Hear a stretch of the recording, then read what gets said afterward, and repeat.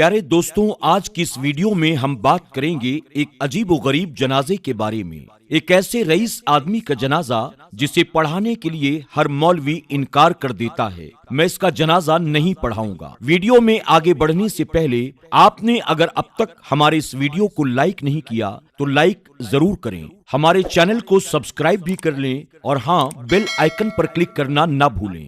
دوستوں، کسی شہر میں ایک ایسا آدمی رہتا تھا، اس کے پاس اللہ کا دیا ہوا سب کچھ تھا۔ اللہ نے ان کو دولت، عزت، شہرت، اولاد، الغرض دنیا کی ہر نعمت سے نوازا تھا۔ ان سب کے باوجود یہ ایک نیک، ایماندار اور اللہ والے انسان تھے۔ اپنی دولت کا زیادہ تر حصہ غریبوں، مسکینوں، یتیموں پر خرچ کر دیتے تھے اور ہمیشہ غریبوں کی مدد کرتے تھے۔ اس رئیس کا اکلوتا بیٹا تھا جو اپنے باپ سے بالکل الگ تھا۔ رئیس اپنے بیٹے کو ہمیشہ سمجھاتے رہتے، بیٹا، دنیا کے مال و دولت پر کبھی گھمنڈ مت کرنا، مت بھولو یہ دولت اللہ کی آزمائش ہے، اس لیے بیٹا اس دولت میں غریبوں، یتیموں اور پریشان لوگوں کا حصہ رکھا کرو، کیونکہ ایک دن ایسا آئے گا کہ یہ دولت اسی دنیا میں رہ جائے گی اور تیرے ساتھ جو چیز جائے گی وہ صرف تیرا کفن ہوگا۔ رئیس کا بیٹا دولت اور دنیا ہی کو سب کچھ سمجھتا تھا، اس پر اپنے باپ کی باتوں کا کوئی اثر نہیں ہوتا تھا۔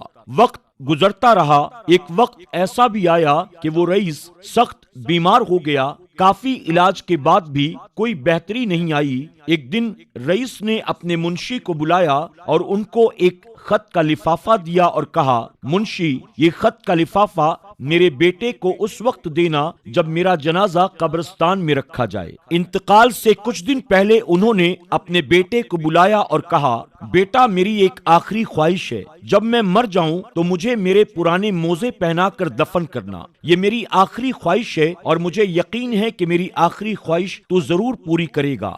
باپ نے بیٹے سے وعدہ لیا، بیٹے نے باپ کو یقین دلایا کہ وہ ان کی یہ خواہش ضرور پوری کرے گا۔ اس کے بعد اس رئیس آدمی کا انتقال ہو گیا۔ رئیس کی لاش کو غسل دیا گیا۔ کفن پہنانے کے ساتھ بیٹے نے باپ کی خواہش کے مطابق اسے پرانے موزے پہنائے۔ جنازہ قبرستان میں لایا گیا۔ کافی تعداد میں لوگ جنازہ پڑھنے کے لیے آئے ہوئے تھے۔ شہر کا بہترین مولوی ان کی نماز جنازہ پڑھانے آیا تھا، مگر جب معلوم ہوا کہ لاش کو موزے پہنائے گئے ہیں تو مولوی نے نماز جنازہ پڑھانے سے انکار کر دیا۔ رئیس کے بیٹے کو بلا کر کہا، یہ شریعت کے خلاف ہے، شریعت اس بات کی اجازت نہیں دیتی، لہٰذا میت سے موزے اتارنے پڑیں گے۔ مگر بیٹے نے مولوی کی بات ماننے سے صاف انکار کر دیا۔ رئیس کے بیٹے نے کہا، یہ میرے باپ کی آخری خواہش تھی جو انہوں نے مرنے سے پہلے مجھ سے وعدہ لیا تھا، لہٰذا ان کی یہ خواہش میں ضرور پوری کروں گا۔ اب قبرستان میں ایک مسئلہ بن گیا۔ سب لوگ رئیس کے بیٹے کو سمجھا رہے تھے، مگر وہ کسی کی بات کو نہیں مان رہا تھا۔ انہوں نے شہر کے بڑے بڑے علماء اکرام سے رابطہ کیا، ان کو پیسوں کی لالچ دی کہ وہ نماز جنازہ آ کر پڑھا دیں، مگر شہر کے کسی بھی عالم نے اس کی یہ بات نہیں مانی۔ ہر ایک نے یہی کہا، یہ شریعت کے خلاف ہے، مردے کو سوائے کفن کے کوئی اور چیز نہیں دی جا سکتی۔ قبرستان میں عوام اور علماء اکرام کا ہجوم اکٹھا ہو گیا۔ اسی حالت میں رئیس کا منشی لوگوں کی صفوں کو چیرتا ہوا حاضر ہوا اور اس نے اس رئیس کے بیٹے کو اپنے پاس بلایا اور وہ خط جو رئیس نے منشی کو دیا تھا اور کہا تھا کہ یہ خط میرے بیٹے کو اس وقت دینا جب میرا جنازہ قبرستان میں رکھا جائے، تو منشی نے وہ خط رئیس کے بیٹے کو دے دیا اور کہا، یہ آپ کے ابا نے مجھے دیا تھا اور کہا تھا کہ اس میں ان کی وصیت ہے، میں یہ خط آپ کو اس وقت دوں جب ان کا جنازہ قبرستان میں رکھا ہو۔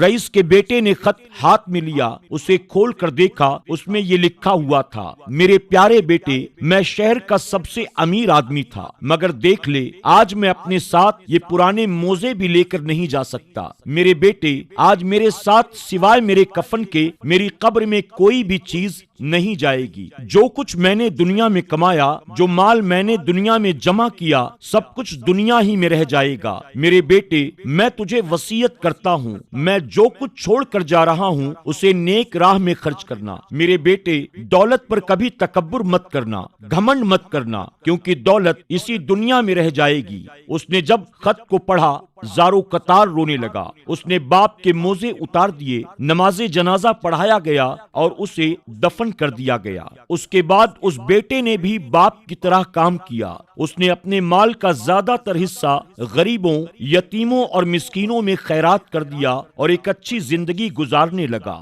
دوستوں، کچھ واقعات، کچھ قصے اور کچھ کہانیاں گزر جاتے ہیں، لیکن انسان کے لیے کافی سبق چھوڑ جاتے ہیں۔ سچ ہے، جب انسان مرتا ہے تو مر ہی جاتا ہے، اور سوائے کفن کے اپنے ساتھ قبر میں کوئی بھی چیز لے کر نہیں جا سکتا، اور جو چیز ہمارے ساتھ قبر میں جاتی ہے وہ ہمارے نیک اعمال ہوتے ہیں۔ آخر میں اللہ رب العزت کی بارگاہ میں دعا ہے، اللہ تبارک و تعالی ہم سب کو نیک اعمال کرنے اور برائی سے بچنے کی توفیق عطا فرمائے، آمین یا رب العالمین۔ آپ تمام دوستوں سے درخواست ہے کہ آج کی اس ویڈیو کو اپنے دوست احباب کے ساتھ ضرور شیئر کریں، تاکہ ان کے دل میں بھی دنیا کے لیے نفرت اور آخرت کے لیے محبت پیدا ہو جائے۔ اللہ رب العزت ہم سب کو اپنا حفظ و امان عطا کرے۔ انشاءاللہ اگلی ویڈیو کے ساتھ بہت جلد پھر آپ کی خدمت میں حاضر ہوں گے۔ تب تک کے لیے ہمیں اجازت دیں۔